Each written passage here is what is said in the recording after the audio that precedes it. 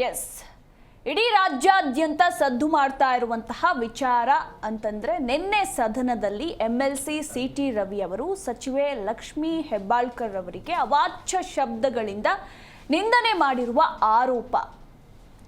ಸದ್ಯಕ್ಕೆ ಈಗ ಏನೇನಾಗ್ತಾ ಇದೆ, ಅವರನ್ನ ಪೊಲೀಸರು ಬಂಧಿಸಿದ್ರು, ಈಗ ಆ ವಿಚಾರ ಕೋರ್ಟ್ನಲ್ಲೂ ಕೂಡ ಇದೆ, ಕೋರ್ಟ್ ಮೆಟ್ಟಿಲೇರಿದೆ, ಇದೆಲ್ಲ ಒಂದು ಕಡೆ. ಆದರೆ ನಾವಿವತ್ತು ಚರ್ಚೆ ಮಾಡ್ತಾ ಇರುವಂತಹ ವಿಚಾರ ಅಂದ್ರೆ ಸದನದಲ್ಲಿ ಚರ್ಚೆಗಳಾಗಬೇಕಾಗಿರುವಂತಹ ವಿಚಾರಗಳು ಏನು, ಇವರೇನು ಚರ್ಚೆ ಮಾಡ್ತಾ ಇದ್ದಾರೆ.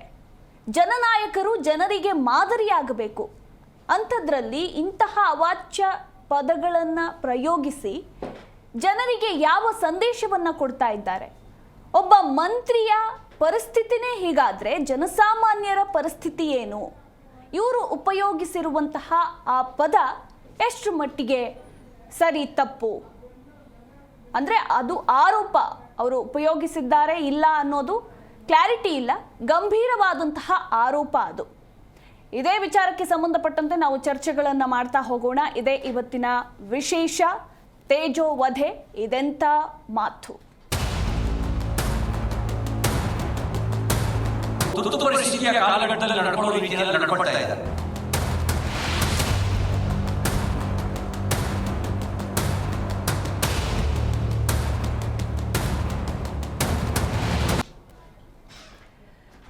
ನಿನ್ನೆ ಸುವರ್ಣಸೌಧದಲ್ಲಿ MLC CT ರವಿ ಅವರು ಅವಾಚ್ಯ ಶಬ್ದಗಳಿಂದ ಸಚಿವೆ ಲಕ್ಷ್ಮಿ ಹೆಬ್ಬಾಳ್ಕರ್ಗೆ ನಿಂದಿಸಿದ್ದಾರೆ ಎಂಬ ಗಂಭೀರ ಆರೋಪ ಇರುವಂಥದ್ದು. ರಾಜ್ಯದ ಇತಿಹಾಸದಲ್ಲೇ ಹೊಸತಾಗಿದೆ ಇದು. ನಿಜಕ್ಕೂ ಕೂಡ ಇದೆಂಥ ಮಾತು ಅಂತ ಕೇಳಬೇಕಾಗಿರುವ ಪ್ರಶ್ನೆ. ಮಹಿಳಾ ಕಲ್ಯಾಣ ಸಚಿವೆ ಲಕ್ಷ್ಮಿ ಹೆಬ್ಬಾಳ್ಕರ್ ಕಣ್ಣೀರು ಹಾಕಿದ್ದಾರೆ. ಇತ್ತ ನಾನು ಸಚಿವರಿಗೆ ನಿಂದಿಸಿಲ್ಲ ಅಂತ ಹೇಳ್ತಾರೆ ಬಿಜೆಪಿ MLC CT ರವಿ. ಒಂದು ಕಡೆ ಈಗಾಗಲೇ ರಾಜ್ಯಾದ್ಯಂತ CT ರವಿ ಅವರ ಬಂಧನವನ್ನ ಖಂಡಿಸಿ ಬಿಜೆಪಿ ನಾಯಕರು ಕಾರ್ಯಕರ್ತರು ಬೀದಿಗೂ ಕೂಡ ಇಳಿದಿದ್ದಾರೆ. ವಿವಿಧ ಜಿಲ್ಲೆಗಳಲ್ಲಿ ಪ್ರತಿಭಟನೆ ಕೂಡ ನಡೀತಾ ಇದೆ. ಇನ್ನು CT ರವಿ ಬಂಧನವನ್ನ ಖಂಡಿಸಿ ಚಿಕ್ಕಮಗಳೂರಿನಲ್ಲಿ ಬಿಜೆಪಿ ನಾಯಕರು ಕಾರ್ಯಕರ್ತರು ಕಿಡಿಕಾರ್ತಿದ್ದಾರೆ. ಕೇವಲ ಚಿಕ್ಕಮಗಳೂರು ಅಷ್ಟೇ ಅಲ್ಲ, ರಾಜ್ಯದ ವಿವಿಧ ಜಿಲ್ಲೆಗಳಲ್ಲೂ ಕೂಡ ಪ್ರೊಟೆಸ್ಟ್ ನಡೀತಾ ಇರುವಂಥದ್ದು. ಸದ್ಯಕ್ಕೆ ಈಗ ಕೋರ್ಟ್ ಕಟಕಟಿಯಲ್ಲಿದ್ದಾರೆ CT ರವಿ. ಈಗ ಬೆಳಗಾವಿಯ JMFC ಕೋರ್ಟ್ನಿಂದ ಬೆಂಗಳೂರಿಗೆ ಈ ಒಂದು ಕೇಸ್ ವರ್ಗಾವಣೆ ಕೂಡ ಆಗಿರುವಂಥದ್ದು. ಸೊ ಇನ್ನೇನು ತೀರ್ಪು ಕೂಡ ಹೊರ ಬೀಳುತ್ತೆ, ಅಂದರೆ ಅವರಿಗೆ ಜಾಮೀನು ಸಿಗುತ್ತಾ ಇಲ್ವಾ ಅನ್ನೋ ತೀರ್ಪು ಇನ್ನೇನು ಕೆಲವೇ ಕ್ಷಣಗಳಲ್ಲಿ ಹೊರಬೀಳುತ್ತೆ. ಆ ಬ್ರೇಕಿಂಗ್ ಅಪ್ಡೇಟನ್ನು ಕೂಡ ನಾವು ನಿಮಗೆ ತಿಳಿಸ್ತೀವಿ. ಸದ್ಯಕ್ಕೆ ಈಗ ಇದೇ ವಿಚಾರಕ್ಕೆ ಸಂಬಂಧಪಟ್ಟಂತೆ ಹೊರಟ್ಟಿ ಅವರು ಮಾತನಾಡಿದ್ದಾರೆ. ಏನು ಹೇಳಿದ್ರು ಅವರು ನೋಡೋಣ.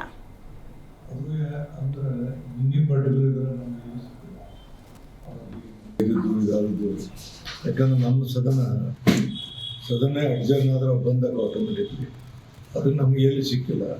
ಅವರು ಯಾರೋ ಮೊಬೈಲ್ ಗಿಬೈಲ್ ಮಾಡ್ಕೊಂಡು ನಮ್ಮ ಕಡೆ ನಮ್ಮ ಮತ್ತು ಅವ್ರ ಸಾಕ್ಷಿನೂ ಅಲ್ಲ, ಅಥೆಂಟಿಕ್ ಅಲ್ಲ. ನಮಗೇನು ಸಿಗಬೇಕಾಗಿತ್ತು ಅವ್ರು ಸಿಕ್ಕಿಲ್ಲ. ಹೀಗಾಗಿ ಎರಡನ್ನೂ ನಾವು ಕೇಳಿ ಒಂದು ತೀರ್ಮಾನ ಬಂದು ನಾವು ಇಬ್ಬರಿಗೂ ಏನೇನು ಹೇಳಿದ್ರು ಅವನ್ನೆಲ್ಲ ಹೇಳಿ ಮಾಡಿ ಮತ್ತು ನಿನ್ನೆ ರಾತ್ರಿ 11 ಗಂಟೆ ನಾನು ಪೊಲೀಸರಿಗೆ ಮುಗ್ದು ಮಾತಾಡ್ತಾ ಇದ್ದೀನಿ. ಅವೆಲ್ಲವನ್ನ ಅವ್ರು ಸರಿಪಡಿಸುವಂಥ ಕೆಲಸವನ್ನು ಮಾಡಿದ್ದಾರೆ. ಇವತ್ತು ಅವರನ್ನು 10:30ಗೆ ಕೋರ್ಟಿಗೆ ಪ್ರವೇಶ ಮಾಡ್ತಾರೆ. ಮಾಡಿದಂತ ನಮ್ಗೆ ತಿಳಿಸ್ತಾರೆ. ಸದನದೊಳಗೆ ಆಗಿಲ್ಲ, ಸದನ ನಡೆದಾಗ ಆಗಿಲ್ಲ. ಪೊಲೀಸ್ ಕಂಪ್ಲೇಂಟ್ ಅವರು ವೈಯಕ್ತಿಕವಾಗಿ ಕೊಟ್ಟಾರ. ಅವರು ನಮ್ಮ ಅವರು ಕಂಪ್ಲೇಂಟ್ ಕೊಟ್ಟೋದನ್ನು ನಮ್ಮ ಸದನದಾಗ ಹಿಂಗೆ ಆಗಿದ್ದು ಕೊಟ್ಟಾರ. ಬಟ್ ನಮ್ಮ ಸದನದಲ್ಲಿ ಯಾವ ಪೊಲೀಸ್ ಒಳಗೆ ನಿನ್ನ ಹಾಜರು ಮಾಡೋಕ್ಕೆ ಹೋಗ್ತೀವಿ, ನಾವು ಅದಕ್ಕೆ ಪರ್ಮಿಷನ್ ಕೊಟ್ಟಿಲ್ಲ. ಸದನದಾಗ ಇದ್ದರೆ ಬೇರೆ ಸದನ ಫ್ರೆಂಡ್ಸ್ ಹಾಕೊಂಡಾರ. 1:30ಗೆ ವಿಧಾನ ಪರಿಷತ್ನಲ್ಲಿ ಈ ರೀತಿ ನಡೆದಿತ್ತು ಅಂತೇಳಿ ಬರ್ದಾರ. ಬಟ್ ಅವರು ಅರೆಸ್ಟ್ ಮಾಡಿದ 6 ಗಂಟೆಗೆ ಅವ್ರು ಸ್ಟ್ರೈಕ್ ಮಾಡಕ್ಕೆ ಹೋದಾಗ ಅರೆಸ್ಟ್ ಮಾಡ್ತಾರೆ. ಇಲ್ಲ, CT ರವಿ ಅವರು ನಮ್ಮ ನಾಯಕರಾದಂಥ ರಾಹುಲ್ ಗಾಂಧಿ ಅವರಿಗೆ ಡ್ರಗ್ ಅಡಿಕ್ಟು ಅಂತ ಹೇಳಿ 3-4 ಬಾರಿ ಅಂದರು. ನಾನು ಮತ್ತೇನು ಸುಮ್ಮನೆ ಕೂತ್ಕೊಂಡೆ ತಾಳ್ಮೆಯಿಂದ. ಮತ್ತೆ ನನ್ನನ್ನು ನೋಡಿಕೊಂಡು ಡ್ರಗ್ ಅಡಿಕ್ಟ್ ರಾಹುಲ್ ಗಾಂಧಿ ಅಂತಂದ್ರು. ಡ್ರಗ್ ಅಡಿಕ್ಟ್ ರಾಹುಲ್ ಗಾಂಧಿ ಯಾಕೆ ಅಂತೀರಾ? ಹಾಗಾದ್ರೆ ತಾವು ಕೂಡ ಆಕ್ಸಿಡೆಂಟ್ ಮಾಡಿದಿರಲ್ಲ, ಹಾಗಾದ್ರೆ ತಾವು ಕೂಡ ಕೊಲೆಗಾರರಾಗ್ತಿರಲ್ಲ ಅಂತ ಅಂದೆ. ನಾನು ಹಾಗೆ ಅಂದ ತಕ್ಷಣನೇ ತಿರುಗಿ ತಾವೆಲ್ಲರೂ ಕೇಳಿದ್ದೀರಾ. ನನಗೆ ಆ ಪದವನ್ನು ಬಳಸಲಿಕ್ಕೆ ತುಂಬ ಅಸಹ್ಯ ಆಗುತ್ತೆ.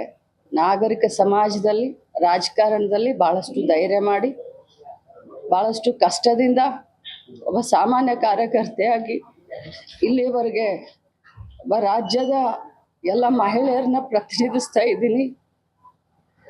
ಇಂಥ ಸಂದರ್ಭದಲ್ಲಿ ನನಗೆ ಆ ಮಾತನ್ನು ಒಮ್ಮೆ ಎಲ್ಲ 10 ಬಾರಿ ಹೇಳಿ ನನ್ನನ್ನು ತೇಜೋವಧೆ ಮಾಡಿದ್ರು. ಹೆಣ್ಮಗಳನ್ನ ಈ ರೀತಿ ಕರೆದಿದ್ದಾರೆ. ಇದು ಚಿಕ್ಕಮಗಳೂರು ಸಂಸ್ಕೃತಿನ, ಭಾರತದ ಸಂಸ್ಕೃತಿನ, BJP ಸಂಸ್ಕೃತಿಯ.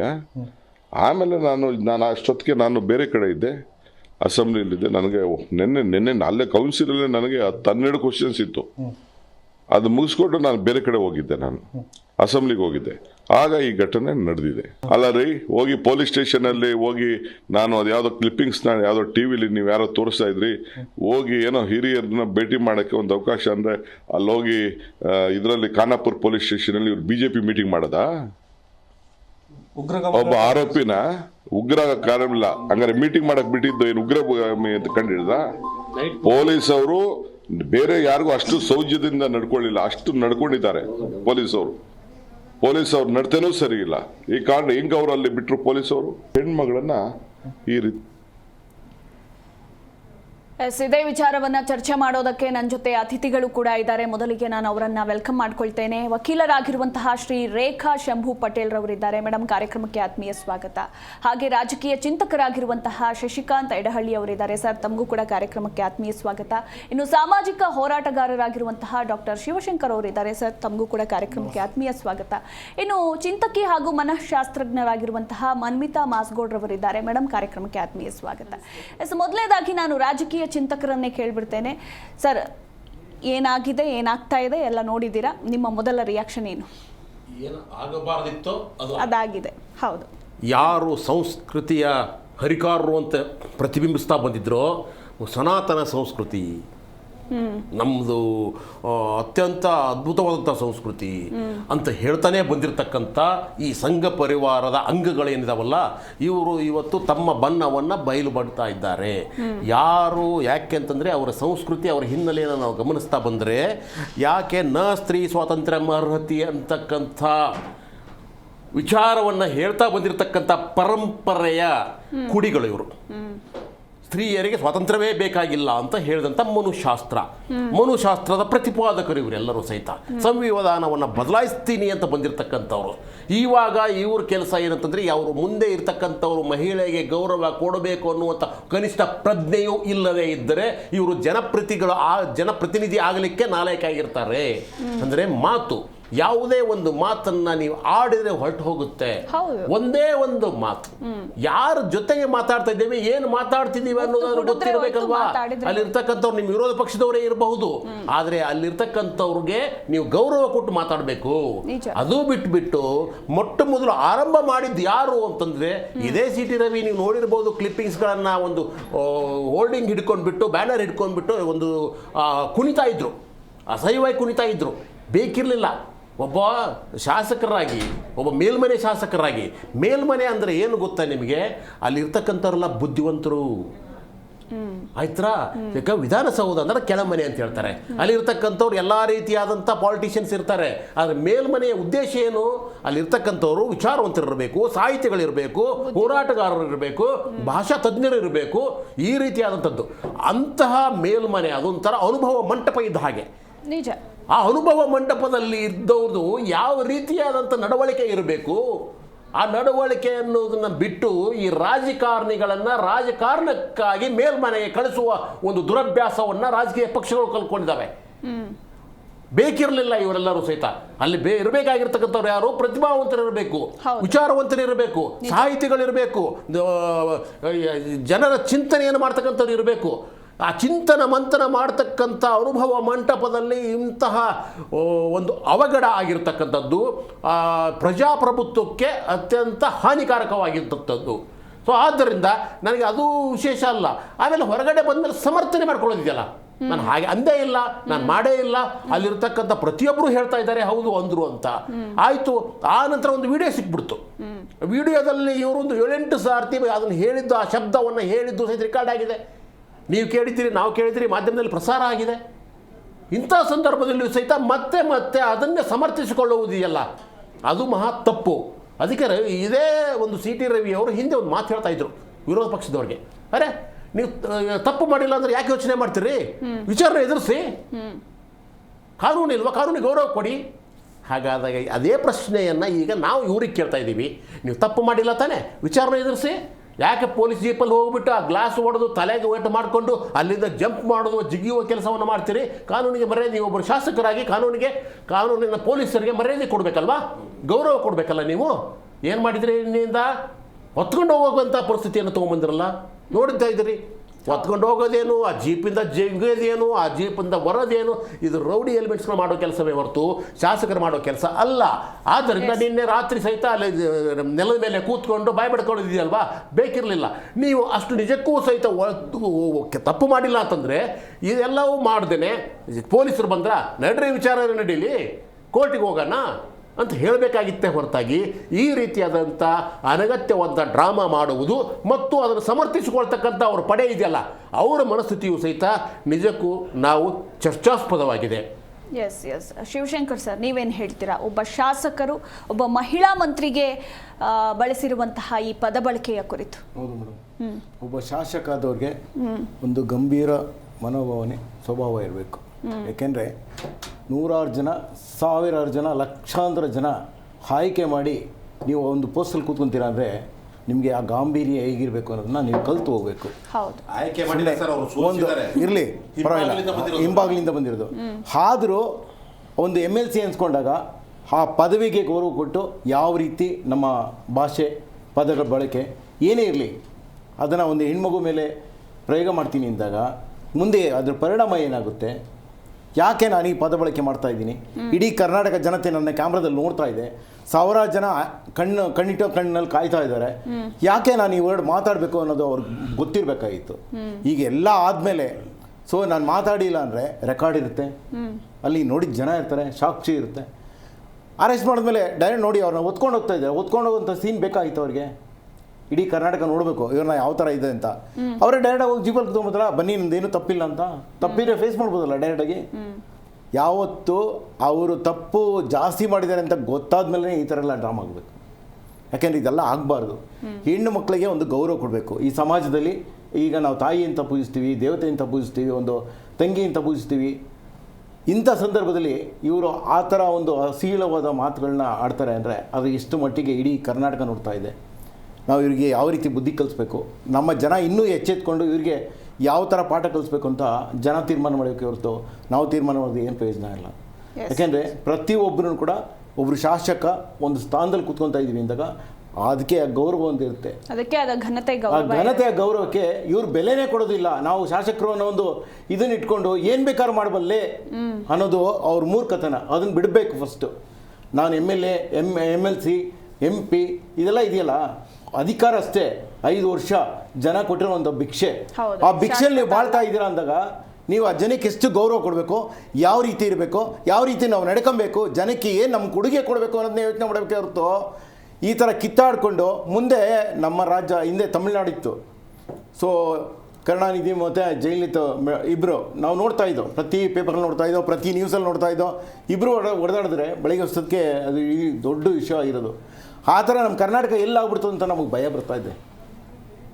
ಎಲ್ಲಿ ರಾಜಕೀಯ ಇವತ್ತು ಯುದ್ಧಕಾಂಡ ಆಗುತ್ತೇನೋ ಅನ್ನೋ ಭಯ ಆಗ್ತಾ ಇದೆ. ಯಾಕೆಂದರೆ ಈ ಥರ ರಾಜಕಾರಣಗಳು ಬರೀ ಅಧಿಕಾರಕ್ಕೋಸ್ಕರನೇ ಈ ಥರ ಎಲ್ಲ ಮಾಡ್ತಾ ಇದ್ದಾರೆ ಅಂದರೆ ಮುಂದೆ ಇವರು ಅಧಿಕಾರ ಬಂದಾದ್ಮೇಲೆ ಈ ಥರ ಇನ್ನೇನು ಮಾಡ್ಬೋದು, ಇನ್ನೇನೆಲ್ಲ ಮಾಡ್ಬೋದು. ಜನನ ಬಾಳ್ವಿಕೆ ಮಾಡೋದಕ್ಕೆ, ಈ ಭೂಮಿಯಲ್ಲಿ ಬದುಕೋದಕ್ಕೆ ಬಿಡೋದೇ ಇಲ್ಲ. ಯಾಕೆಂದರೆ ಜನ ನೆಮ್ಮದಿಯಾಗಿರಬೇಕು ಅನ್ನೋ ಉದ್ದೇಶ ಇವ್ರದ್ದು, ಯಾರ್ದು ಅಲ್ಲ. ಇವ್ರಿಗೆ ಬರೀ ಅಧಿಕಾರ ಬೇಕು, ಹಣ ಬೇಕು, ಮತ್ತು ಅಂತಸ್ತುಗಳು ಬೇಕು. ಅವರಿಗೆ ರಾಜಕೀಯ ವರ್ಚಸ್ಸು ಭಾಳ ಇಂಪಾರ್ಟೆಂಟ್ ಆಗಿರುತ್ತೆ. ಜನ ಹೆಂಗಾರು ಹೋಗಲಿ, ಏನಾದ್ರು ಸಾಯ್ಲಿ, ಇವ್ರಿಗೆ ಚಿಂತೆ ಇಲ್ಲ ಮೇಡಮ್. ಫಸ್ಟ್ ಹೆಣ್ಣಿಗೆ ಗೌರವ ಕೊಡಬೇಕು. ವಕೀಲರು ಕೂಡ ಇದ್ದಾರೆ, ಅವರನ್ನು ಕೂಡ ಮಾತಾಡ್ಸೋಣ. ಎಸ್ ರೇಖಾ ಮೇಡಮ್, ನಿನ್ನೆಯಿಂದ ಏನೇನು ಆಗ್ತಾ ಇದೆ ಅಂತ ಎಲ್ಲ ನೋಡಿದ್ದೀರಾ.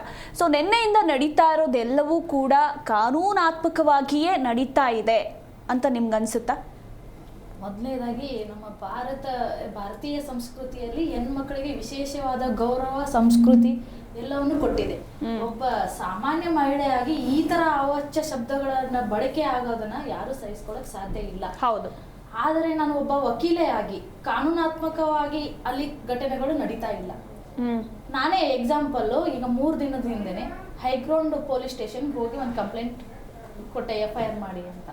ಅವರು ಆ ಕಂಪ್ಲೇಂಟ್ KS ಶಿವರಾಮ್ ಅವರು ಸ್ವಾಮೀಜಿಯವ್ರನ್ನ ಕೈ ಕಡಿತೀನಿ ಅಂದರು. ನಮ್ಮ ಹಿಂದೂ ಧರ್ಮದಲ್ಲಿ ಸ್ವಾಮೀಜಿಗೆ ವಿಶೇಷವಾದ ಗೌರವ ಇದೆ, ಅವ್ರದ್ದೇ ಸ್ಥಾನಮಾನ ಇದೆ, ಅದಕ್ಕೆ FIR ಮಾಡ್ಕೊರಿ ಅಂದರೆ ಇದು ಠಾಣೆ ವ್ಯಾಪ್ತಿಯಲ್ಲಿ ಬರಲ್ಲ, ನೀವು ಮೈಸೂರಿಗೆ ಹೋಗಿ ಅಲ್ಲಿ ಹೋಗಿ ಅಂತ ಎಕ್ಸಾಂಪಲ್ ವಕೀಲರಿಗೆ ಹೇಳಿದರು. ಅದು ಮೈಸೂರಲ್ಲಿ ನಡೆದ ಪಬ್ಲಿಕ್ ಪ್ರೆಸ್ ಮೀಟಿಗೆ ಅಂದರು.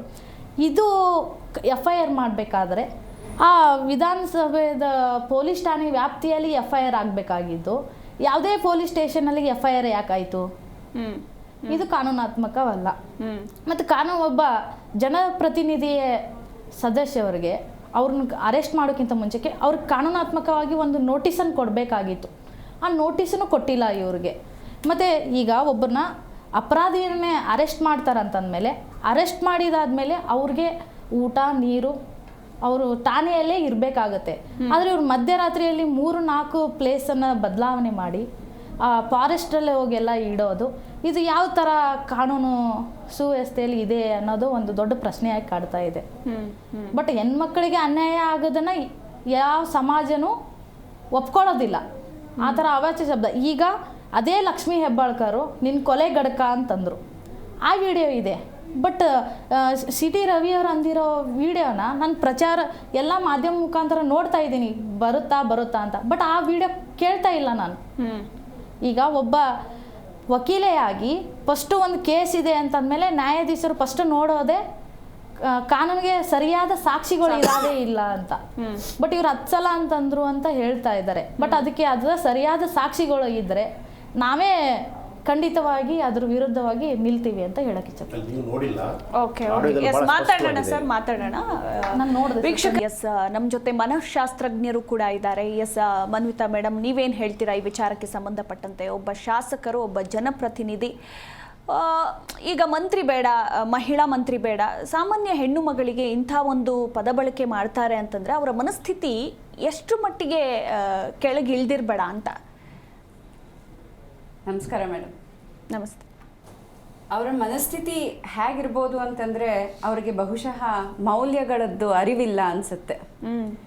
ಸಾಮಾಜಿಕ ಮೌಲ್ಯ ಇರ್ಬೋದು, ಅಥವಾ ಪರ್ಸ್ನಲ್ ಆಗಿರುವಂತಹ ವ್ಯಾಲ್ಯೂ ಸಿಸ್ಟಮ್ ಕಡಿಮೆ ಇರಬಹುದು, ಅಥವಾ ಅವ್ರಿಗೆ ಅದು ಸ್ಟ್ರಾಂಗ್ ಇಲ್ಲ. ಆ ವ್ಯಕ್ತಿ ಇಷ್ಟೆಲ್ಲ ಪದಗಳ ಬಳಕೆ, ಅದು ಅಷ್ಟು ಜನರ ಮುಂದೆ ಈ ಥರ ಮಾತಾಡ್ತಿದ್ದಾರೆ ಅಂತಂದರೆ ಅವರು ವೈಯಕ್ತಿಕವಾಗಿ ಹೇಗಿರಬಹುದು? ಇದು ಪಬ್ಲಿಕ್ ಇಮೇಜ್. ನಮ್ಮ ಪರ್ಸ್ನಲ್ ಇಮೇಜ್ನ ಒಂದು 10%. ಪರ್ಸ್ನಲಿ ಯಾವ ರೀತಿ ಇರಬಹುದು? ಹೌದು, ಆ ಪರ್ಸ್ನಲ್ ಸ್ಪೇಸಲ್ಲಿ ಅವ್ರಿಗೆ ಒಡನಾಟ ಇರೋವಂತಹ ಬೇರೆಯವರು, ಅದೇ ಪಕ್ಷದ ಬೇರೆ ಹೆಣ್ಮಕ್ಳಾಗಿರ್ಬೋದು ಅಥವಾ ನೆರೆಹೊರೆಯವರು ಯಾರಾದರೂ ಇರ್ಬೋದು, ಅವ್ರ ಜೊತೆ ಯಾವ ರೀತಿ ವರ್ತನೆ ಇರಬಹುದು? ದೊಡ್ಡ ಪ್ರಶ್ನೆ. ಆಮೇಲೆ ಈ ವ್ಯಕ್ತಿ ಇಷ್ಟೆಲ್ಲ ಭಾಷೆ ತುಂಬ ಕೇಳೋದಕ್ಕೂ ಕಷ್ಟ ಆಗುತ್ತೆ. ಆ ಥರ ಪದಗಳನ್ನ ಅವರು ಬಳಕೆ ಮಾಡಿದ್ದಾರೆ. ಅವ್ರಿಗೆ ಹಕ್ಕು ಕೊಟ್ಟಿದ್ದು ಯಾರು ಮೇಡಮ್ ಅಲ್ವಾ? ಒಬ್ಬ ವ್ಯಕ್ತಿ ಸಮಾಜದಲ್ಲಿ ಒಂದು ಎತ್ತರ ಮಟ್ಟಕ್ಕೆ ಜನರು ಕರ್ಕೊಂಡು ಹೋಗಿ ಕೂರಿಸಿದ್ದಾರೆ ಅಂತಂದರೆ ಅವ್ರಿಗೊಂದಷ್ಟು ರೆಸ್ಪಾನ್ಸಿಬಿಲಿಟೀಸ್ ಇರುತ್ತೆ. ಆ ರೆಸ್ಪಾನ್ಸಿಬಿಲಿಟೀಸ್ ಅರಿವಿಲ್ವಾ ಅವ್ರಿಗೆ, ಅಥವಾ has E taken it for granted, ಏನೇ ಆದರೂ ನಡೆಯುತ್ತೆ ಅಂತ. ಆಮೇಲೆ ಹೆಣ್ಮಕ್ಳು ನಮ್ಮ ಸೊಸೈಟಿನಲ್ಲಿ 50% ಅಂತ ನಾವು ಅಂದ್ಕೊತೀವಿ. ಆದರೆ ಹೆಣ್ಣಿಗೆ ಇನ್ನೂ ಆ ಹಕ್ಕು, ಆ ಮಾನ, ಸ್ಥಾನ ಎಲ್ಲ ಇನ್ನೂ ದೊರಕಿಲ್ಲ. ಈ ಥರ ಪಬ್ಲಿಕ್ ನೋಡಿದಾಗ ಹೆಣ್ಮಕ್ಳಿಗೆ ಇನ್ನಷ್ಟು ಹಿಂಜರಿಕೆ ಅನಿಸುತ್ತೆ. ಓಕೆ, ಏನೇ ಆದ್ರೂ ಪಾರ್ಲಿಮೆಂಟ್ ಕಡೆ ಹೆಂಗಸರು ಹೋಗೋದೇ ಬೇಡ, ಮಿನಿಸ್ಟರ್ಸ್ ಹತ್ರ ಹೋಗಿ ಏನು ಕೇಳೋದೇ ಬೇಡ, ಎಲ್ಲರೂ ಹೀಗೇನೆ. ಒಬ್ಬ ಪ್ರತಿನಿಧಿ ಎಲ್ಲರಿಗೂ ಒಂದು ರಾಂಗ್ ಇಮೇಜ್ ತಂದು ಕೊಟ್ಟಿದ್ದಾರೆ. ಪಬ್ಲಿಕ್ ವಿಲ್ ಆಲ್ವೇಸ್ ಫೀಲ್ ನನ್ನ ಈ ಸಮಾಜ ಸೇಫ್ ಇಲ್ಲ, ನನ್ನ ದೇಶ ಸೇಫ್ ಇಲ್ಲ, ನನ್ನ ಸ್ಟೇಟ್ ಕರ್ನಾಟಕ ರಾಜ್ಯ ಸೇಫ್ ಇಲ್ಲ ಅಂತ. ಎಸ್. ಇನ್ನು ಶಶಿಕಾಂತ್ ಸರ್, ಈಗ ಮೇಡಮು ಕೂಡ ಒಂದೊಳ್ಳೆ ಪಾಯಿಂಟ್ ಹೇಳ್ತಾ ಇದ್ರು. ಈ ರೀತಿ ಎಲ್ಲ ಮಾತನಾಡಿದಾಗ ಹೆಣ್ಮಕ್ಳು ಅಂದರೆ ರಾಜಕೀಯಕ್ಕೆ ಎಂಟ್ರಿ ಕೊಡೋದಕ್ಕೂ ಕೂಡ ಒಂದು ಹೆಜ್ಜೆ ಹಿಂದೆನೇ ಇಡ್ತಾರೆ ಅಂತಲೇ ಹೇಳಬಹುದು. ನಿಜಕ್ಕೂ ಕೂಡ ಇಂಥ ಘಟನೆಗಳನ್ನೆಲ್ಲ ನೋಡಿದಾಗ ಈಗ ಕೆಲವೊಬ್ಬರು ನಾನು ಗಟ್ಟಿಗಿತ್ತಿ ಎಲ್ಲವನ್ನ ಎದುರಿಸ್ತೇನೆ ಅನ್ನೋರು ಮುಂದೆ ಬರ್ತಾರೆ. ಕೆಲವೊಬ್ಬರು ಯಾಕೆ ಬೇಕಪ್ಪ ಅಂತ ಹಿಂದೆ ಸರಿಯೋರನ್ನ ನಾವು ತುಂಬ ಜನ ನೋಡಿದ್ದೀವಿ. ಮೊದಲೇ ರಾಜಕೀಯದಲ್ಲಿ ಹೆಣ್ಣುಮಕ್ಕಳ ಸಂಖ್ಯೆ ಬಹಳ ಬಹಳ ಕಡಿಮೆ ಇದೆ.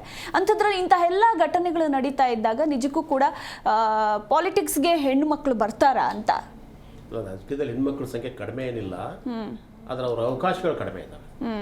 ಆವತ್ತಿನಿಂದ ಅವರು 50% ಅವಕಾಶಕ್ಕೆ ಹೇಳ್ತಾರೆ ಇದ್ದಾರೆ ಸಂಸತ್ತಿನಲ್ಲಿ ಮತ್ತು ವಿಧಾನಸೌಧದಲ್ಲಿ. ನಮ್ಮ ಕೊಡಿ, ನಾವು 50% ಇದ್ದೀವಿ, 50% ಕೊಡಿ ಅಂತ ಕೇಳಿದ್ರೆ 30% ಆದರೂ ಕೊಡಿ ಅಂತಂದ್ರೆ ಅದಕ್ಕೂ ಸಹಿತ ಇಷ್ಟು ವರ್ಷಗಳ ಕಾಲ ಸತಾಯಿಸ್ಕೊಂಡೇ ಬಂದಿದ್ದಾರಲ್ವಾ. ಮಹಿಳೆಯರಿಗೆ ಅಂದರೆ ಮಹಿಳೆಯರ ಪ್ರಾತಿನಿಧ್ಯವೇ ಕಡಿಮೆ ಇದೆ ಆಡಳಿತದಲ್ಲಿ.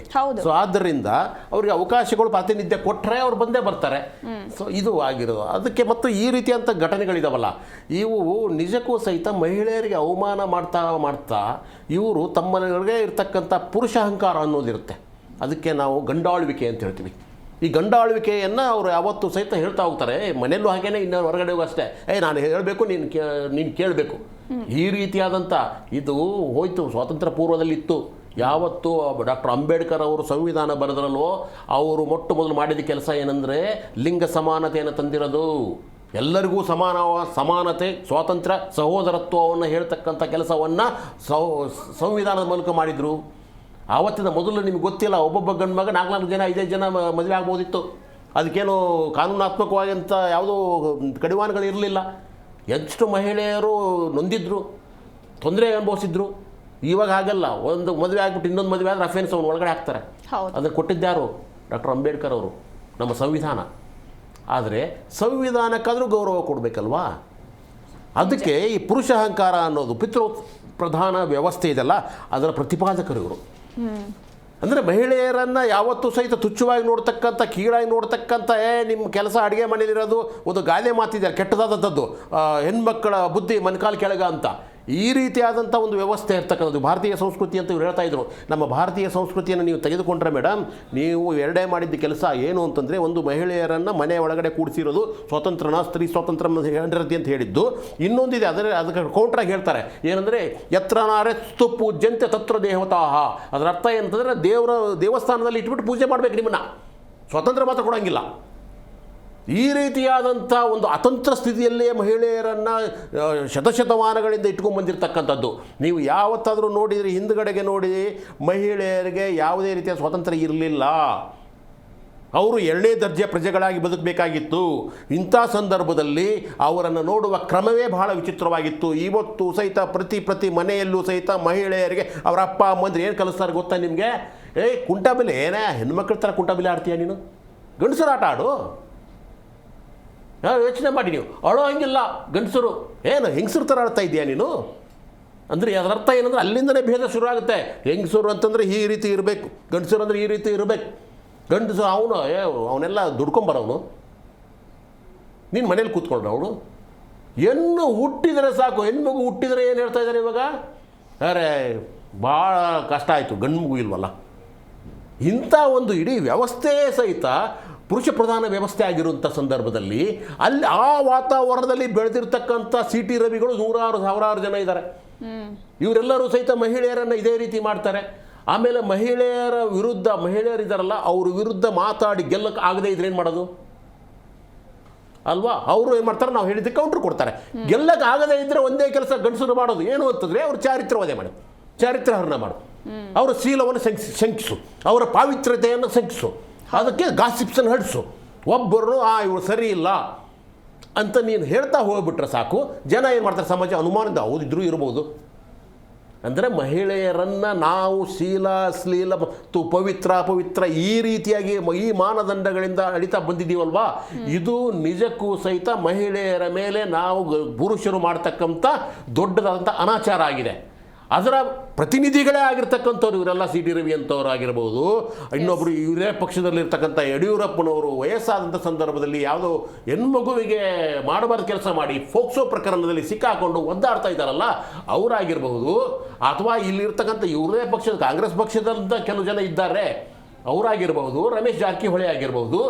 ಆಯಿತಾ. ಇಂಥ ಹಲವಾರು ಜನರ ಒಂದು ಪಟ್ಟಿನೂ ನಾವು ಕೊಡಬಲ್ಲೆ. ಇವರೆಲ್ಲರೂ ಸಹಿತ ಮಾಡಿದ್ದೇನೆಂದರೆ ಮಹಿಳೆಯರನ್ನು ಬಳಸಿಕೊಳ್ಳುವ ಕೆಲಸವನ್ನು ಮಾಡ್ತಾರೆ. ಆಕಸ್ಮಿಕವಾಗಿ ಇವರು ಹೇಳಿದ್ದನ್ನು ಅವ್ರು ಕೇಳದೇ ಇದ್ದರೆ ಅವರಿಗೆ ಈ ರೀತಿಯಾದಂಥ ವೇಷೆಯನ್ನು ಪಟ್ಟವನ್ನು ಕೊಡ್ತಾರೆ.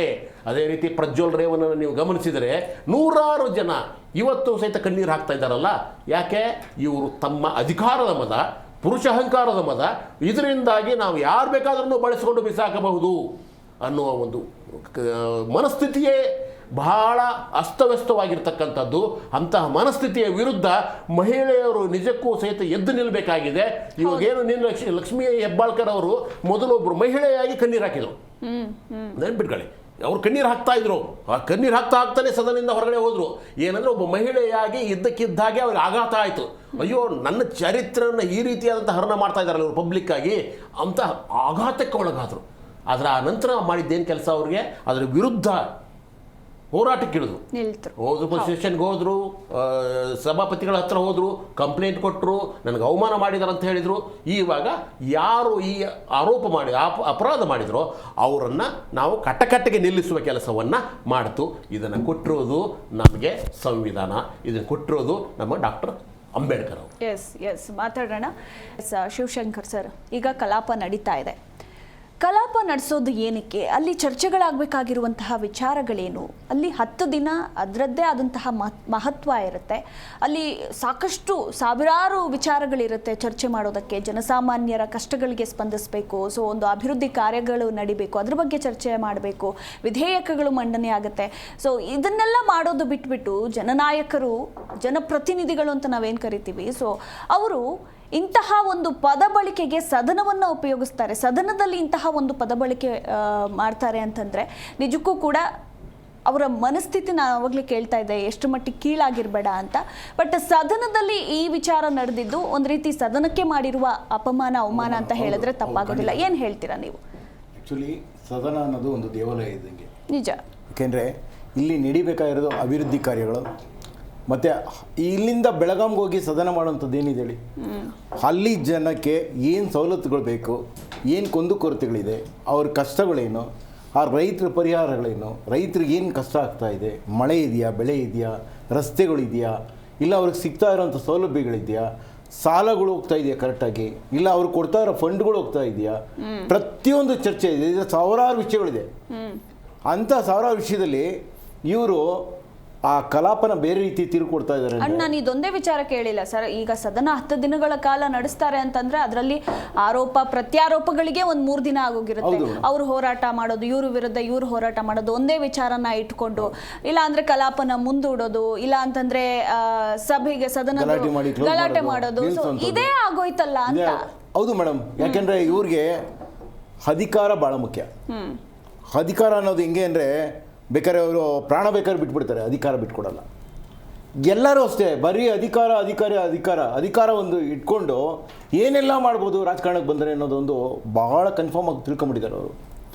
ರಾಜಕಾರಣ ಅನ್ನೋದು ಒಂದು ಲೂಟಿ ಅಂತ ತಿಳ್ಕೊಂಡಿದ್ದಾರೆ. ಇವತ್ತು ನಾವು ನೋಡ್ತಾ ಇದ್ದೀವಿ, ಎಷ್ಟೋ ಜನಕ್ಕೆ ಮಳೆ ಬಂದು ಬೆಳೆ ಎಲ್ಲ ಹಾಳಾಗೋಗಿ ತಿನ್ನೋಕ್ಕೂ ಅನ್ನ ಇಲ್ಲದೇ ಇರೋಂಥ ಗತಿ ಬಂದಿದೆ. ಲಾಸ್ಟ್ ಟೈಮ್ ಎಲ್ಲ ಬರೀ ಮಳೆ ಇರಲಿಲ್ಲ, ಈ ಸರಿ ಎಲ್ಲ ಬರೀ ಫುಲ್ಲು ಮಳೆ ಜಾಸ್ತಿ ಆಗಿದೆ.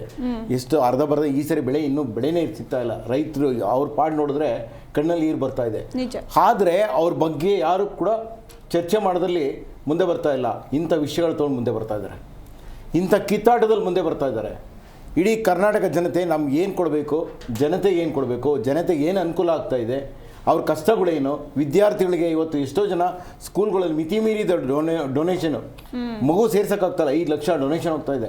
ಇಂಥ ಸಂದರ್ಭದಲ್ಲಿ ಆ ಒಂದು ವಿಚಾರಗಳನ್ನ ಇಟ್ಕೊಂಡು ಚರ್ಚೆ ಮಾಡೋದು ಬಿಟ್ಟು ಒಂದು ಹೆಣ್ಮಗು ಬಗ್ಗೆ ಚರ್ಚೆ ಮಾಡ್ತಾ ಇದ್ದಾರೆ. ಅಂದರೆ ಇನ್ನು ಮುಂದೆ ಹೆಣ್ಣುಮಕ್ಕಳು ದಯವಿಟ್ಟು ಧೈರ್ಯ ಮಾಡಿ ಬೀದಿಗೆ ಬರಬೇಕು, ಧೈರ್ಯ ಮಾಡಿ ಹೋರಾಟಕ್ಕೆ ಬರಬೇಕು, ಧೈರ್ಯ ಮಾಡಿ ಎಲೆಕ್ಷನ್ ನಿಂತ್ಕೋಬೇಕು, ಧೈರ್ಯ ಮಾಡಿ ಕಂಪನಿಗಳಲ್ಲಿ ಕೆಲಸ ಮಾಡಬೇಕು, ಎಲ್ಲದಕ್ಕೂ ಧೈರ್ಯ ಮಾಡಿ ಮುಂದೆ ಬರಬೇಕು. ಆ ಮುಂದೆ ಬಂದಾಗಲೇ 50% ಹೆಣ್ಮಕ್ಳಿಗೂ ಆದ್ಯತೆಯನ್ನು ಕೊಡಬೇಕು. ಆವಾಗಲೇ ಅದು ಸಾಧ್ಯ. ಮಹಾತ್ಮ ಗಾಂಧಿಯವರು ಹೇಳಿದರು, ರಾತ್ರಿ 2 ಗಂಟೆಗೆ ಒಂದು ಹೆಣ್ಮಗು ಬೀದಿಲಿ ಬರಬೇಕು, ಆ ಥರ ಮಾಡ್ತೀನಿ. ಇದು ರಾಮರಾಜ್ಯ ಅಂತ. ರಾಮರಾಜ್ಯ ಅನ್ನೋದು ಬರೀ ಕನಸು ಅಷ್ಟೇ. ಇದು ರಾವಣ ರಾಜ್ಯ, ಇದು ರಾವಣ ರಾಜ್ಯ. ನಮ್ಮ ಸರ್ಕಾರ ಯಾವ ಮಟ್ಟಕ್ಕೆ ಹೋಗ್ತಾ ಇದೆ ಅಂದರೆ, ಅವರ ರಾಜಕಾರಣ, ಅವರ ದುಡ್ಡು ಮಾಡೋಂಥದ್ದು, ಸಂಪತ್ತುಗಳನ್ನ ಕೊಳ್ಳೆ ಹೊಡೆದು ಮನೇಲಿ ಜೋಡಿಸೋವಂಥದ್ದು, ಹಾಸಿಗೆ ಎಡೆ, ಮಂಚದ ಎಡೆ, ವಾಲ್ಗಳಲ್ಲೆಲ್ಲ ದುಡ್ಡನ್ನ ತುಂಬುವಂಥದ್ದೇ ಅವ್ರ ಕೆಲಸ. ಅದು ಬಿಟ್ಟು ಜನತೆಗೆ ಏನು ಮಾಡಬೇಕು, ಇವ್ರು ಏನು ಮಾಡಿದ್ರೆ ಜನ ಉದ್ಧಾರ ಆಗ್ತಾ ಇದ್ದಾರೆ, ಎಲ್ಲಿ ಕಂಪ್ನಿಗಳು ತೆರೆದು ಯಾರಿಗೆ ಕೆಲಸ ಕೊಡಬೇಕು, ಎಷ್ಟು ಜನ ನಿರುದ್ಯೋಗಿಗಳಿದ್ದಾರೆ, ಎಷ್ಟು ಜನ ಹೆಣ್ಮಕ್ಳು ಈಗ ಉದ್ಯೋಗ ಇದ್ದಲ್ಲಿ ಮನೇಲಿ ಕೂತಿದ್ದಾರೆ, ಅವ್ರಿಗೇನಾದ್ರು ಸಣ್ಣ ಸೌಲಭ್ಯಗಳನ್ನ ಕೊಟ್ಟು ಅವ್ರನ್ನ ಮೇಲೆ ತರಬೇಕು. ಇದು ಸರ್ಕಾರ ಒಂದು ಕೂಡ ಚಿಂತನೆ ಮಾಡ್ತಾ ಇಲ್ಲ. ಬರೀ ಇವ್ರ ಸೀಟು, ಇವ್ರ ಪದವಿ, ಇದಕ್ಕೋಸ್ಕರ ಇವ್ರನ್ನ ಅವ್ರು ತೇಜೋವಧೆ ಮಾಡೋದು, ಅವ್ರನ್ನ ಇವರು ತೇಜೋವಧೆ ಮಾಡೋದು. ಯಾವುದೇ ಸರ್ಕಾರ ಬಂದರು, ಯಾವುದೇ ಸರ್ಕಾರ ತೊಗೊಳ್ಳಿ, ಕಾಂಗ್ರೆಸ್ ಆಗ್ಬೋದು, JDS ಆಗ್ಬೋದು, BJP ಆಗ್ಬೋದು, ಮತ್ತೊಂದಾಗ್ಬೋದು, ಯಾವುದೇ ಸರ್ಕಾರ ಬಂದರೂ ಹೆಣ್ಣಿನ ಬಗ್ಗೆ ಅಸಭ್ಯವಾಗಿ ನಡ್ಕೊಳ್ಳೋದು ನಾವು ನೋಡ್ತಾನೇ ಇದ್ದೀವಿ. ಈಗಾಗಲೇ ಇದೇ ಚೇರಲ್ಲಿ ಸಾಕಷ್ಟು ಚರ್ಚೆಗಳು ನಡೆದಿದೆ, ಸಾಕಷ್ಟು ಅನ್ಯಾಯಗಳಾಗಿದೆ. ಇವನ್ನೆಲ್ಲ ನೋಡ್ಕೊಂಡು ಸರ್ಕಾರ ಕೈ ಕಟ್ಕೊಂಡೇ ಕೂತಿರ್ತದೆ. ಯಾವುದೇ ಸರ್ಕಾರ ಬಂದು ಇದು ಕರೆಕ್ಟಾಗಿ ನ್ಯಾಯ ಒದಗಿಸುವಂಥ ಕೆಲಸ ಮಾಡ್ತಾ ಇಲ್ಲ. ಇದನ್ನು ನಿಜವಾಗ್ಲೂ ಖಂಡಿಸಬೇಕಾದಂಥ ಒಂದು ವಿಷಯ. ಯಾಕೆಂದರೆ ಇವತ್ತು ನಡೆದಿರೋದು ಇಡೀ ಕರ್ನಾಟಕ ನೋಡ್ತಾ ಇದೆ. ಒಂದು ಹೆಣ್ಣಿನ ಬಗ್ಗೆ ರಾಜ್ಯದಲ್ಲೂ ಆಗಿದ್ದು ಮಹಿಳೆಯರ ಅಪಮಾನವನ್ನು ತಿಳ್ಕೊಂಡ್ಬಿಡಿ ನೀವು. ಅದು ಆಗಿದೆ ಸರ್, ಆಗಿಲ್ಲ ಅಂತ ನಾನು ಹೇಳಿದ್ದೆ. ಮಹಾತ್ಮ ಗಾಂಧಿ ಅವರು ಅಲ್ಲ ಹೇಳ್ತೇನೆ, ಶೂರ್ಪನಿಕೆ ಹೆಂತನದ ಮೇಲೆ ಪ್ರಹಾರ ಮಾಡಿದಂಥವ್ರು ಯಾರು? ನಾನು ಹೇಳಿದ್ದು ಮಹಾತ್ಮ ಗಾಂಧಿ ಸ್ವಂತ ಕಳಿಸಿದವ್ರು ಯಾರು? ಅದು ಅವಾಗೂ ಸಹಿತ ಹೇಳ್ತಾ ಇದ್ದೀನಿ, ನೀವು ಹೇಳ್ತಾ ಇದ್ರಲ್ಲ. ಅದಕ್ಕಿಂತ ರಾವಣನ್ನ ಯಾಕೆ ನೀವು ಇದು ಮಾಡ್ತೀರಂತಂದ್ರೆ ಅವನು ಹೆಂಡತಿನ ಬಿಡ್ಲಿಲ್ಲ ಸರ್, ಹೆಂಡತಿ ಜೊತೆಗೆ ಇದ್ದ. ಅವನು ತನ್ನ ತಂಗಿಗೆ ಮಾಡಿದ ಅಪಮಾನಕ್ಕಾಗಿ ಸೀತೆಯನ್ನು ಅಪಹರಣ ಮಾಡಿದ ಹೊರತಾಗಿ ಬೇರೆ ಉದ್ದೇಶಕ್ಕಲ್ಲ. ಆದ್ದರಿಂದ ನಿಮಗೆ ಕೊಟ್ಟಿರ್ತಕ್ಕಂಥ ರೂಪಕ ಇದೆಯಲ್ಲ, ಅದು ನಿಜಕ್ಕೂ ಸಹಿತ ಅದು ಮಹಾತ್ಮ ಗಾಂಧಿ ಅವರು ಹೇಳಿದ ಮಾತನ್ನ ನಾನು ಹೇಳ್ತಾ ಇದ್ದೀನಿ. ಅವ್ರು ಹೇಳ್ತಾ ಇರೋದು ಹಿಂಗೆ ನಡೆದಿದೆ ಅಂತ ನಾನು ಹೇಳ್ತಾ ಇಲ್ಲ. ಬಟ್ ಅದಕ್ಕೆ ಹೇಳಿದ್ದು ವರ್ಡ್ ಹಂಗಿತ್ತು. ರಾತ್ರಿ 1 ಗಂಟೆಲಿ ಬೇಕಾದ್ರೆ ಹೆಣ್ಮಗು ಹೋಗ್ಬೋದು ಅಂತ ಹೇಳಿದ್ರು. ಇವತ್ತು ಎಲ್ಲಿ ಹೋಗಕ್ಕಾಗುತ್ತೆ? ರಾತ್ರಿ 9 ಗಂಟೆ ಮೇಲೆ ಹೆಣ್ಮಕ್ಳ ಮನೆಗೆ ಹೋಗಕ್ಕಾಗಲ್ಲ. ರಾವಣ ರಾಜ್ಯ ತುಂಬಾ ಕಷ್ಟ ಇದೆ. ಹೌದು, ಖಂಡಿತ ಅದು ಒಪ್ಕೊಂತೀನಿ, ನಾನು ಇಲ್ಲ ಅಂತ ಹೇಳ್ತಲ್ಲ. ಆದ್ರೆ ಇವತ್ತು ಹೆಣ್ಮಕ್ಳು ರಾತ್ರಿ 9 ಗಂಟೆ ಆದ್ಮೇಲೆ ಮನೆಗೆ ಹೋಗಕ್ಕಾಗ್ತಾ ಇಲ್ಲ. ಎಲ್ಲೂ ಸೇಫ್ಟಿಗಳಿಲ್ಲ, ಅವ್ರಿಗೆ ಯಾವುದೇ ರೀತಿ ಇದಿಲ್ಲ. ಸರ್, ಈಗ ಸರ್ ಹೇಳಿದ್ರು, ಹೌದು, BR ಅಂಬೇಡ್ಕರ್ ಅವರು ಸಂವಿಧಾನ ಹೆಣ್ಮಕ್ಳಿಗೆ ಸುರಕ್ಷಣೆ ಕೊಟ್ಟಿದ್ದಾರೆ, ಕಾನೂನುಗಳನ್ನು ತಂದಿದ್ದಾರೆ. ಮೇಡಮ್, ಬಟ್ ಎಲ್ಲ ಹೇಳ್ತೀನಿ ಕೇಳಿ, ಈ ಪೂರ್ವ ಕಾನೂನುಗಳು ಎಲ್ಲಾಗ್ಬಿಟ್ಟಿದಾವ ಅಂದ್ರೆ ಬರೇ ಭಾಷಣದಲ್ಲಿ ಮಾತ್ರ ಇದಾವೆ. ಮೇಡಮ್, ಸ್ವತಂತ್ರ ಪೂರ್ವದಲ್ಲಿ ಸರ್ ಹೆಣ್ಮಕ್ಳು ಸುರಕ್ಷತೆ ಇದೆ, ಅವ್ರಿಗೆ ನಾವು ಇದೇವಿ, ಬೆನ್ನೆಲುಬಾಗಿದ್ದೀವಿ, ಅವಕಾಶಗಳು ಇದಾವೆ ಅಂತ. ಈಗ ಹಳ್ಳಿ ಪ್ರದೇಶದಲ್ಲಿ ಹೋಗಿ ನೀವು ಒಂದ್ ಚಿಕ್ಕ ಹುಡುಗಿ ಮೇಲೆ ರೇಪ್ ಆಗುತ್ತೆ, ಆ ರೇಪ್ ನ ಹೇಳ್ಬಿಟ್ರೆ ಎಲ್ಲಿ ನಮ್ಮ ಮಾನ ಮರ್ಯಾದೆ ಹೋಗುತ್ತೆ ಅಂತ ಮುಚ್ಚಾಕ್ತಾರೆ. ಅವನು ನನ್ನ ಏನ್ ಮಾಡಕ್ಕಾಗಲ್ಲ, ನನ್ ಗಂಡ್ಸು ಅಂತ ಇಟ್ಕೊಂಡು ಇನ್ನು 10 ರೇಪ್ಗಳು ಮಾಡ್ಕೊಂಡ್ಬಿಡ್ತಾರೆ. ಪ್ರಸ್ತುತ ಪರಿಸ್ಥಿತಿಯಲ್ಲಿ ನಾವು ಅದನ್ನ ನೋಡ್ತಾ ಇದ್ದೀವಿ. ಬಟ್ ಇದು BR ಅಂಬೇಡ್ಕರ್ ಸಂವಿಧಾನ ಕೊಟ್ಟಿದ್ದಕ್ಕೆ ನಾನು ಇಲ್ಲಿ ಕೂತಿದ್ದೀನಿ ಹೊರತು ನಮ್ಗೇನು ಯಾರು ಏನು ಇಲ್ಲಿ ನಮ್ ಕೂಡ್ಕೊಂಬಂದು ಕೂಡ್ಸಿಲ್ಲ. ಬಟ್ ಇವು ಕಾರ್ಯರೂಪಕ್ಕೆ ಹೋಗ್ಬೇಕು ಸರ್. ಬರೀ ಏನಾಗ್ತಾ ಇದೆ, ರಾಜಕೀಯ ಉಪಯೋಗಕ್ಕೆ ದೊಡ್ಡ ದೊಡ್ಡ ಭಾಷಣಗಳು ಆಗ್ತಾ ಇದಾವೆ.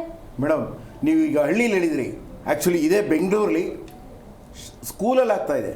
ಹೌದು, ಸ್ಕೂಲಲ್ಲಿ ಆಗ್ತಾ ಇದೆ. ಈಗ ಮೊನ್ನೆ 2 ಕೇಸ್ ಕಾಲೇಜಲ್ಲಿ ಆಗ್ತಾ ಇದೆ. ಸರ್, ನಮ್ಗೆ ಆಟೋದಲ್ಲಿ ನಾವೇ ಅಡ್ವೊಕೇಟ್ ಆಗಿ ನಮ್ಮ ಕಾನೂನು ಬಗ್ಗೆ ಗೊತ್ತಿಟ್ಕೊಂಡು ಒಂದು ಏರಿಯಾದಿಂದ ಒಂದು ಬೆಂಗಳೂರಲ್ಲಿ 10 ಗಂಟೆಗೆ ಹೋಗಕ್ಕೆ ನಮ್ಗೆ ಹಾರ್ಟ್ ಬೀಟ್ ಡಬ್ ಡಬ್ ಅನ್ನತ್ತೆ. ಆಟೋದಾಗ ಕರೆಕ್ಟ್ ಅವ್ರವ್ರಿಗೆ ಬೇಕಾದಾಗ. ಈಗ ನಮ್ಗೆ ಯಾವ್ದು ರಾಜಕೀಯ ಪಕ್ಷ ಬೇಕಾಗಿಲ್ಲ, ಹೆಣ್ಮಕ್ಳಿಗೆ ಯಾವ ಸ್ಥಾನಮಾನ ಒದಗ್ತಾ ಇದೆ ನಮ್ಗೆ. ಮೊದ್ಲಿಂದನೂ ಆಯ್ತು, ಈಗನೂ ಆಯ್ತು. ಈಗ ಅವಕಾಶಗಳು ಕೊಡ್ತಿದ್ದೀನಿ ಅಂತಿದ್ದಾರೆ. ಬಟ್ ಸರ್ ಹೇಳಿದ್ರು, ಸ್ಪಷ್ಟವಾಗಿ ನಾನು ಅದನ್ನ ಒಪ್ಕೋತಿದ್ದೀನಿ. ಒಬ್ಬ ಹೆಣ್ಮಗಳು ಮುಂದೆ ಹೋಗ್ತಾ ಇದ್ದ ಅಂದ್ರೆ ಅವಳಿಗೆ ಇದೇ ವರ್ಡ್ ಅನ್ನ ಯೂಸ್ ಮಾಡ್ತಾರೆ ಹೊರತು ಬೇರೆ ವರ್ಡ್ ಯೂಸ್ ಮಾಡಲ್ಲ. ಅವಳು ಕುಕ್ಸಕ್ ಬೇರೆ ಯಾವ್ದಿಲ್ಲ. ಅದೇ ಗಂಡಸು 10 ಮದ್ವೆ ಆಗ್ಲಿ ಅಥವಾ 10 ಮಂದಿ ಜೊತೆ ಅವರು ಹೋಗಿ ಬರ್ಲಿ, ಈ ವರ್ಡ್ ನ ಅನ್ನೋದಿಲ್ಲ. ಯಾಕೆ ಅನ್ನಕ್ಕಾಗೋದಿಲ್ಲ? ನಾನು ಮಾನ್ವಿತಾ ಅವ್ರನ್ನು ಕೂಡ ಮಾತಾಡಿಸ್ತೇನೆ.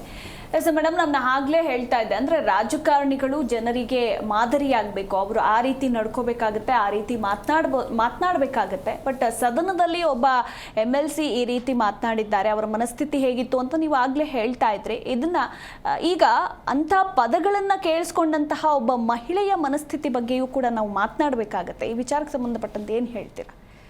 ಮೊದಲನೇದು ಸರ್ ಹೇಳಿದ್ರು, ಮಹಾಭಾರತ ಮತ್ತು ರಾಮಾಯಣದಲ್ಲಿ ಈ ಥರ ಪ್ರಕರಣ ಬಂದು ಹೋಗಿದೆ ಅಂತ. ಬಂದಿರೋದು, ಹೋಗಿರೋದು, ದಾಖಲೆ ಆಗಿರೋದು ಈ ಥರ ಮುಂದೆ ನಡಿಬಾರ್ದು ಅಂತ. ಅದು ನಮಗಿರೋ ಒಂದು ಎಚ್ಚರಿಕೆ ಮಾತು ಕೊಟ್ಟಿರೋದು.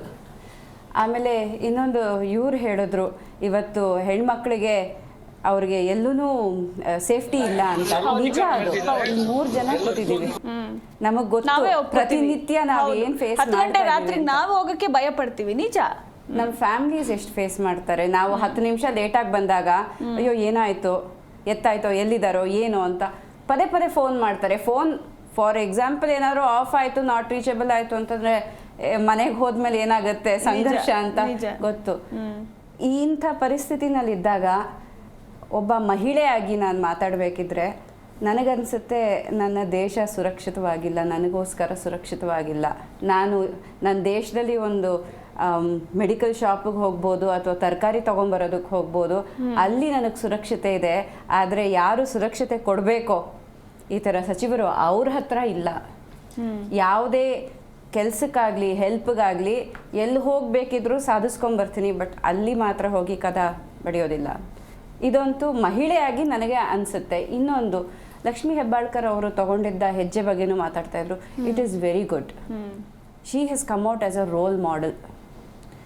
ಅವರು ಸಚಿವೆಯಾಗಿ ಅವರೇ ಮಾಡ್ತಾರೆ ಅಂತಂದರೆ ನಾರ್ಮಲ್ ಆಗಿರೋ ಮಹಿಳೆಯರು ಮೇ ಬಿ ಅವ್ರಿಗೊಂದು ಧೈರ್ಯ ಬಂದಿದೆ. ಓಕೆ, ನಾವು ಈ ಥರ ಒಂದು ಹೆಜ್ಜೆ ತೊಗೊಬೋದು, we can face the society. ಆಮೇಲೆ ಮೇಡಮ್ ಜಯಲಲಿತಾ ಅವ್ರ ಕೇಸ್ ನಮಗೆಲ್ಲ ಗೊತ್ತು, ಮೂವಿಯಾಗೂ ಬಂದಿದೆ. ಇಷ್ಟಾದ್ರೂ CT ರವಿ ಅಂತವರು ಇನ್ನೂ ಅವರ ಅವಾಚ್ಯ ವಚನಗಳನ್ನು ಸ್ಟಾಪ್ ಮಾಡಿಲ್ಲ. When is it going to end? 2024 ಆಯಿತು ಮೇಡಮ್, ಆಲ್ಫಾ ಜನ್ರೇಷನ್ನು ಮುಗೀತು, ನೆಕ್ಸ್ಟ್ ಬೀಟಾ ಜನ್ರೇಷನ್ ಬರುತ್ತೆ. ಇನ್ನೂ ನಾವು ಹೋರಾಟ ಮಾಡಬೇಕಾ ಮಹಿಳೆಯರು? ಒಬ್ಬ ಮಹಿಳೆಯ ಗರ್ಭದಿಂದ ತಾನೇ CT ರವಿನೂ ಜನನ ಹೊಂದಿರೋದು. ಅಕ್ಕ ತಂಗಿ ಅವ್ರು ಅದನ್ನೇ ಕೇಳಿದ್ರು ತಾನೆ ಲಕ್ಷ್ಮೀ ಹೆಬ್ಬಾಳ್ಕರ್ ಅವರು, ಅಕ್ಕ ತಂಗಿ ಅಮ್ಮ ತಂಗಿ ಯಾರು ಇಲ್ವಾ ನಿನಗೆ ಅಂತ ಈ ಥರ ಮಾತಾಡ್ತೀಯ. ಇದೆಲ್ಲ ಮರ್ತು ಬಿಡ್ತಾರಾ ಪವರ್ ಬಂದ ತಕ್ಷಣ? ಅವರ ರೂಟ್ಸ್ ಬಗ್ಗೆ ಮರ್ತು ಹೋಗ್ತಾರಾ? ಅವರ ಸಂಸಾರದ ಬಗ್ಗೆ ಮರ್ತು ಹೋಗ್ತಾರಾ? ಅಥವಾ ಅವರ ಕುಟುಂಬದಲ್ಲಿ ಇರೋವಂಥ ಹೆಣ್ಮಕ್ಳ ಬಗ್ಗೆ ಮರ್ತು ಹೋಗ್ತಾರಾ?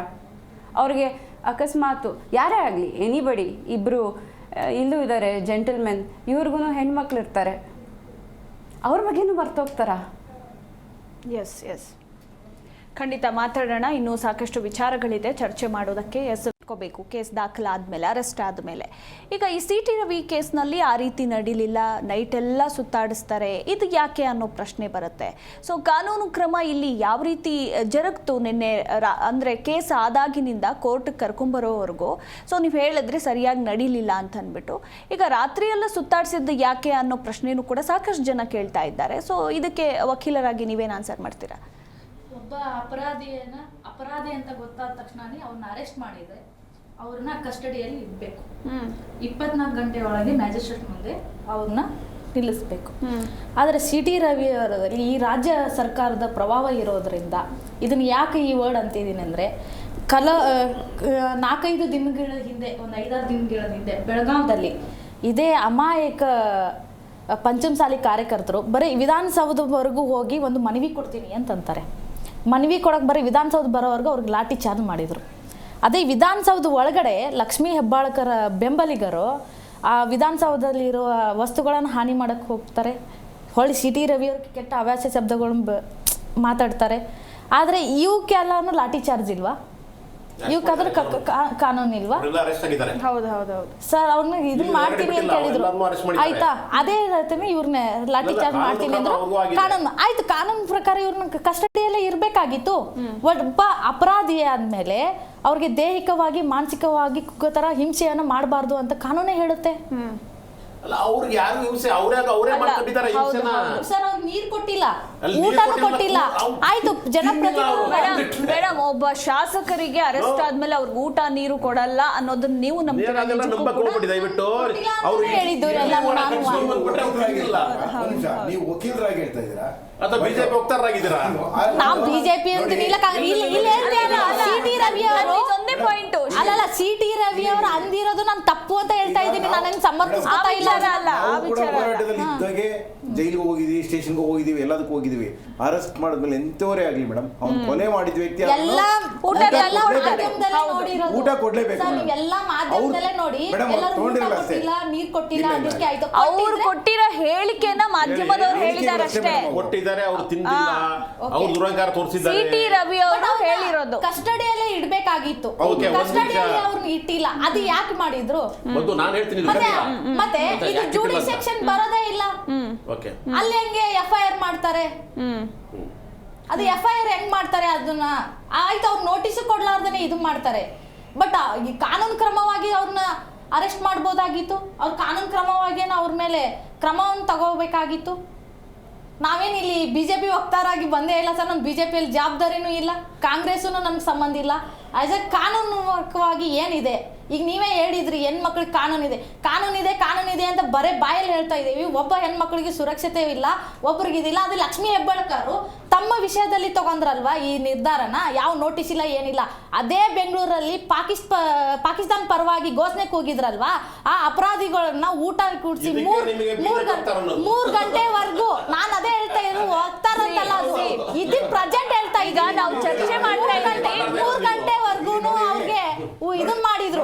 ಬಟ್ ಇಲ್ಲಿನೂ ಕಾನೂನು ಪ್ರಕಾರ ತಗೊಳ್ಳಿ, ಯಾಕೆಂದ್ರೆ ಇದು ಮಣ್ಣಿನ ನನಗೂ ಆಗಿದೆ. ಮಣ್ಣಿನ ನನಗೂ ಹೋದಾಗ ನಾನು ಕೇಸ್ ಇರೋ ವಿರುದ್ಧ ನಾನು ಕಂಪ್ಲೇಂಟ್ ಕೊಡಕ್ ಹೋದಾಗ ನನಗೂ ಹಿಂಗೆ ಮಾಡಿದ್ರು. ಇಲ್ಲಿ ಈಗ ನಾವು ಈ ವಿಚಾರವನ್ನ ಚರ್ಚೆಗೆ ತಗೊಂಡಿರೋದು ಯಾವುದೇ ಬಿಜೆಪಿ ಪರವಾಗೂ ಅಲ್ಲ ಅಥವಾ ಕಾಂಗ್ರೆಸ್ ಆಡಳಿತಾರೂಢ ಸರ್ಕಾರದ ಪರವಾಗೂ ಅಲ್ಲ. ಒಬ್ಬ ಶಾಸಕರು ಇಂಥ ಪದ ಬಳಕೆ ಮಾಡಿರೋದು ಎಷ್ಟು ಮಟ್ಟಿಗೆ ಸರಿ, ಎಷ್ಟು ಮಟ್ಟಿಗೆ ತಪ್ಪು ಅನ್ನೋ ವಿಚಾರವನ್ನ ಮುಂದಿಟ್ಕೊಂಡಿದ್ದು. ಬೇರೆದೆಲ್ಲಾನು ಹೇಳ್ತಾ ಇದ್ದೀರಾ?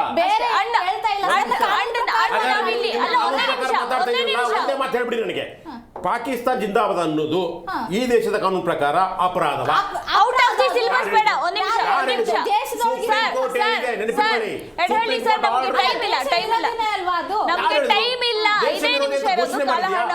ಭಾರತ ಇವತ್ತಿನವರೆಗೂ ಪಾಕಿಸ್ತಾನ ಅನ್ನೋದು ನಮ್ಮ ದೇಶದ ವಿರುದ್ಧ ಶತ್ರು ದೇಶದ ಏನಾದ್ರು ಓಪನ್ ಆಗಿ ಘೋಷಣೆ ಮಾಡಿದ್ಯಾ? ಓಕೆ, ಲೀವ್ ಇಟ್, ನಮಗೆ ಟೈಮ್ ಇಲ್ಲ. ಔಟ್ ಆಫ್ ದಿ ಸಿಲೆಬಸ್ ಬೇಡ, ಔಟ್ ಆಫ್ ದಿ ಸಿಲೆಬಸ್ ಬೇಡ. ನಾವಿಲ್ಲಿ ಲಕ್ಷ್ಮೀ ಹೆಬ್ಬಾಳ್ಕರ್ ಪರವಾಗೂ ಮಾತಾಡ್ತಿಲ್ಲ ಅಥವಾ ಸಿಟಿ ರವಿ ಅವರ ವಿರೋಧವಾಗೂ ಮಾತಾಡ್ತಿಲ್ಲ. ಯಾರ ಪರ ಯಾರ ವಿರೋಧವಾಗೂ ಇಲ್ಲ. ಒಬ್ಬ ಹೆಣ್ಣು ಮಗಳಿಗೆ ಉಪಯೋಗಿಸಿದಂತಹ ಪದ ಬಳಕೆ ಅಷ್ಟೇ.